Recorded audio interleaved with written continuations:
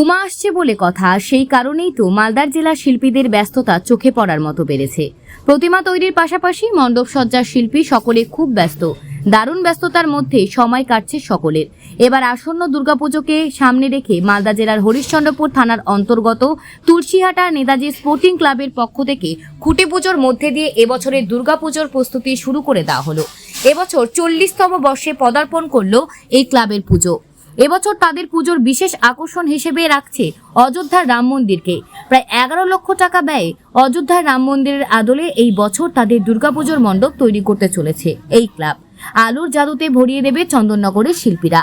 টুনিবাল্ব থেকে শুরু করে এলইডি ও পিক্সেল লাইট দিয়ে ফুটিয়ে তোলা হবে নানা ধরনের 2D ও 3D মডেল বলে জানা যায়। তুলসীহাটা নেতাজি স্পোর্টিং ক্লাবের প্রতিষ্ঠাতা সদস্য প্রণব দাস বলেন, 1984 সালে প্রথমে ক্লাবের মধ্যে দিয়ে দুর্গাপুজো শুরু হয়। এই দুর্গাপুজো দেখতে বাংলা বিহার সীমান্ত থেকে বহু মানুষ সমাগম হয় এবং মেলা চলে 7 দিন ধরে। এই দুর্গাপুজোর মেলা মিলন মেলায় পরিণত হয়।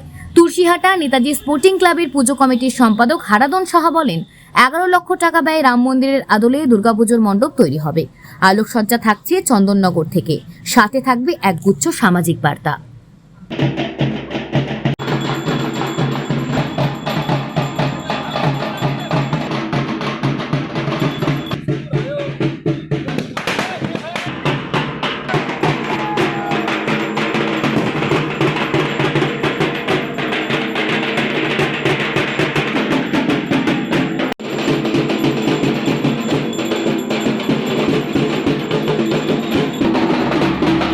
নেতাজি স্পোর্টিং ক্লাবের এবারে 40তম দুর্গোৎসবের খুঁটি পুজোর মাধ্যমে শুভ উদ্বোধন হলো। আজ থেকে মায়ের বোধন শুরু হলো। এর মাধ্যমে আমাদের প্যান্ডেলের কাজ আজ থেকে শুরু হবে। এবারের আমাদের থিম সমসাময়িক সব কিছুকে সাজুজ্য রেখে রাম মন্দির, এটাই হচ্ছে আমাদের কাল্পনিক রাম মন্দির, এটা আমাদের থিম। এবং আমাদের এই পুজোয় ঐতিহ্যশালী পুজো, এই এলাকার ভক্তবৃন্দদের এবং সর্বসাধারণের সম্প্রীতির জন্য এই পুজো আমরা শুরু করেছিলাম 1984 সাল থেকে। এবং এখানে হরিশ্চন্দ্রপুর, এদিকে বারসই, আবাদপুর, আজিমনগর পবিত্র এলাকার মানুষ হিন্দু মুসলমান নির্বিশেষে এই পুজোতে উপস্থিত হয় এবং উপভোগ করে। পুজোটা আমাদের ষষ্ঠী থেকে দশমী অবধি 5 দিনের পুজো। আর 7 দিন এখানে মানে ভব্য মেলা হয় এবং সেই মেলায়, এটাকে মেলা বলা ভুল হবে, মিলন মেলা হয়।